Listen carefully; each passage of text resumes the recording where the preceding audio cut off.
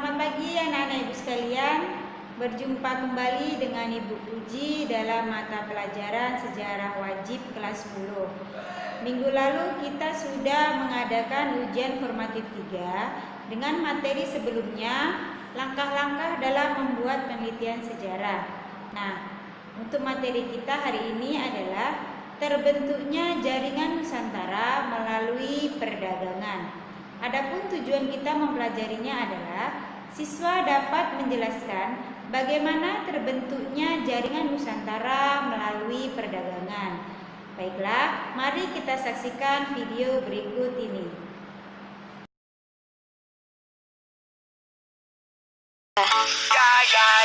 Jaringan Nusantara terbentuk melalui jalur perdagangan. Jalur-jalur perdagangan yang dikembangkan di Nusantara ditentukan oleh kebutuhan ekonomi, kompilasi, serta pertukaran perdagangan setiap saat yang tidak sama. Pada saat perubahan Hindu-Buddha di Nusantara, ada dua kemampuan peradaban besar, yakni Cina di utara serta India di bagian barat daya. Keduanya adalah dua kemampuan superpower pada masanya, serta pengaruhnya sangat besar pada masyarakat di Kepulauan Asia. Bagaimanapun, peralihan rute perdagangan dunia ini sudah membawa barokah sendiri untuk orang-orang serta suku bangsa di Nusantara. Mereka dengan cara segera terintegrasikan ke dalam hubungan perdagangan dunia pada saat itu. Berdasarkan data arkeologis seperti prasasti-prasasti maupun data historis berupa berita-berita kegiatan perdagangan di Kepulauan Indonesia dimulai sejak pertama Masehi. Yang pertama, jalur-jalur liaran dan jaringan perdagangan kerajaan Sriwijaya dengan negeri-negeri di Asia Tenggara, India, dan Cina telah dikaji antara lain oleh W. Walters pada tahun 1967. Yang kedua, catatan-catatan sejarah Indonesia dan Malaya yang dihimpun dari sumber-sumber Cina oleh W.P.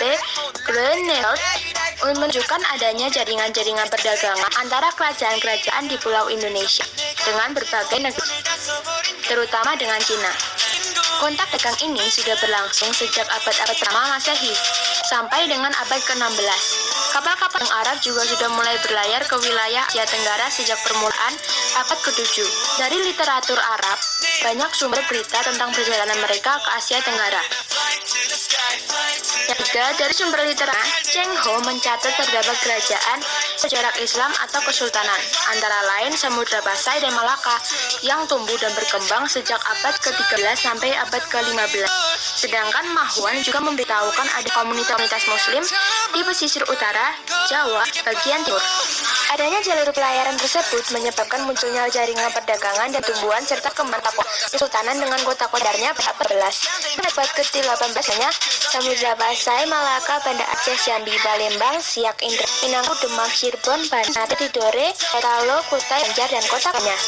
Berita Tome Papyrus Jumlah Ori 1509 gambaran mengadaan jalur pelayaran jaringan perdagangan baik maupun renang. Ia menceritakan tentang lalu lintas dan keadaan para pengguna yang berasal dari banyak tempat. Jadi mereka adalah peta perdagangan berdasar berita Tome Papyrus. Mereka ada berdagang dari dan bangsa Pasai, Malaka, dan bandar pesisir utara Jawa. Bagi Cina kita ambil kesimpulan pelayaran dan jaringan perdagangan adalah kesultanan Kepulauan Indonesia bersifat maupun internasional. Hubungan pelayaran dengan Nusantara dengan angkat, sehingga aktivitas perdagangan dan Indonesia semakin ramai. Tingkatan pelayaran tersebut disemakin bersih tahun 70 sampai 50 dengan Baghdad sebagai pemerintahan mengganti Damaskus al-Syam. Pelayaran yang berlanjut menjadi hanya sejak abad ke-10 dan hubungan Arab dengan kerajaan di Kepulauan Indonesia dan hubungan Arab dilarang masuk ke Cina. Dan koloni mereka dihancurkan Guangzhou. Menyusul suatu ledakan yang terjadi pada 310 Hijriah, orang-orang Islam melarikan meminta membuat Jeddah dan Palembang. Ditaklukkannya Malaka oleh Portugis pada 1511 mendorong para pedagang untuk mengambil jalur alternatif dengan melintasi Semenanjung atau pantai barat Sumatera ke Selat Sunda.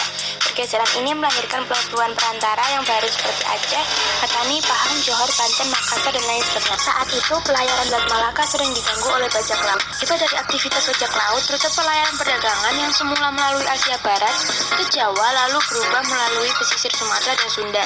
Dari pelabuhan ini pula para pedagang singgah di pelabuhan Barus, Pariaman, dan Tiku.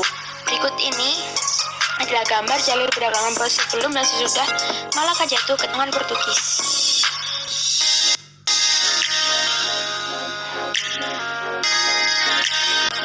Perdagangan pada wilayah Pulau konsentrasi pada perdagangan jala. Somba ke-16 telah menjalin hubungan perdagangan dengan petani Johor, Banjar, Belambangan, dan Maluku. Apapun itu atau Ambon, pelabuhan yang menampung komoditi cengkeh yang datang dari Huamu, Seram Barat. Sedangkan Selat Sunda. Pergeseran ini melahirkan pelabuhan perantara yang baru seperti Aceh, Petani, Pahang, Johor, Banten, Makassar, dan lain sebagainya. Saat itu, pelayaran di Selat Malaka sering diganggu oleh bajak laut.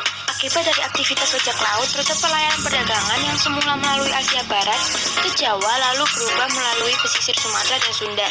Dari pelabuhan ini, pula para pedagang singgah di pelabuhan Barus, Pariaman, dan Tikuk. Berikut ini adalah gambar perdagangan sebelum dan sesudah Malaka jatuh ke tangan Portugis.